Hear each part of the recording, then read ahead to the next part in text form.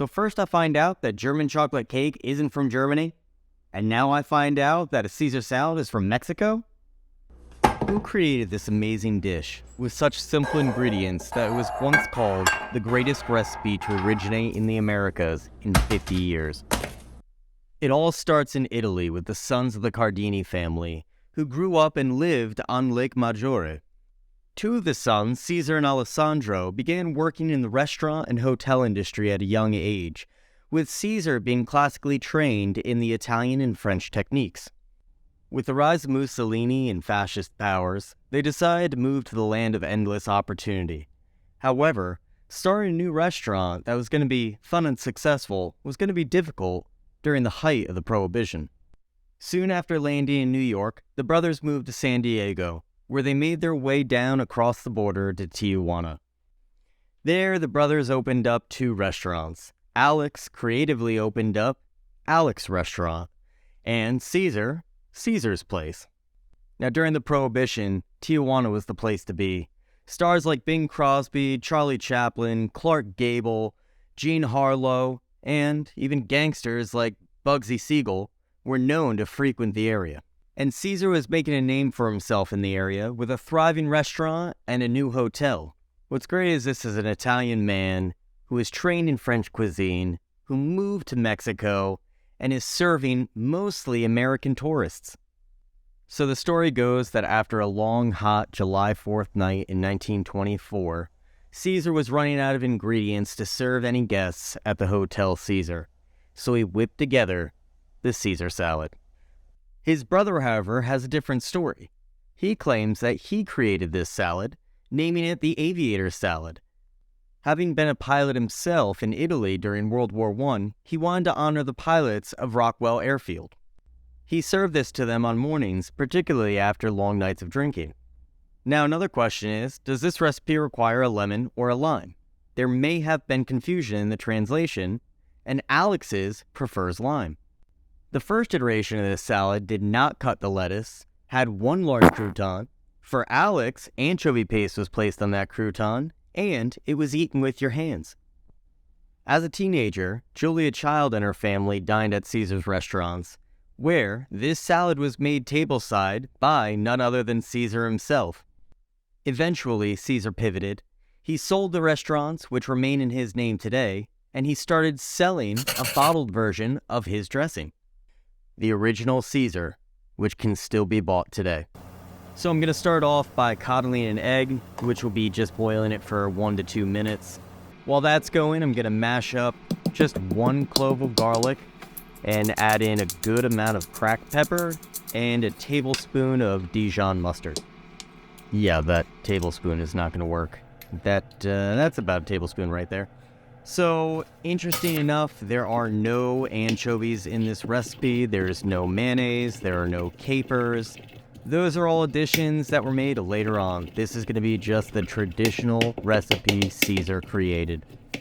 Of course, I'm making it, so it will be executed slightly sloppy and people will be shaking their heads, but it'll be good. Now I'm adding in just some grated Parmesan cheese. I love Parmesan, so I'm going to add in even more. I realize I'm doing this really stupid. This needs to be in a large bowl. I need a nice wooden bowl to do salads with. So, adding more cheese, adding in 2 tablespoons of lemon, get out that seed, and 1.5 tablespoons of Worcestershire sauce. And I know, I said it right the first time. I think at least. Now the egg is done, it's cooled, it's peeled, and I'm just using that yolk. I'm going to mix this in and then grab some olive oil. They say you could use any oil, any neutral oil. I'm using a really good olive oil just because I want to. And I'm going to emulsify this mixture, whisking it as much as possible, getting it to a texture that I think looks about right at least. So I won't call it Caesar salad without croutons. So I'm taking last night's leftover bread and I'm just gonna cube those up.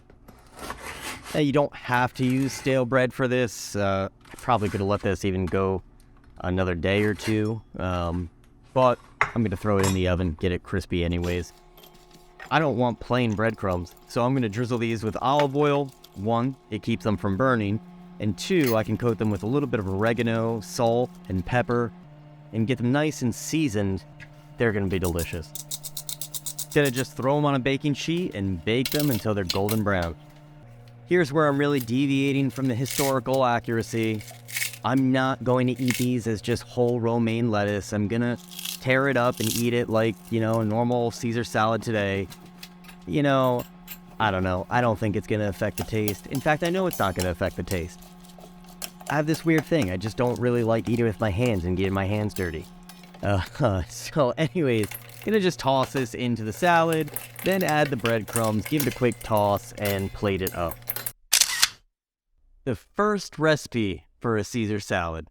No anchovies, no mayonnaise, no capers. Let's give it a try.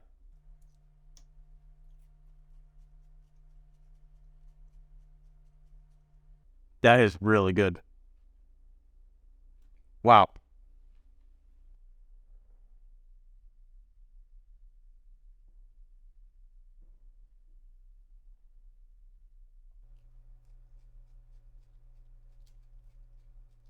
This is bright, lighter than normal Caesar salad.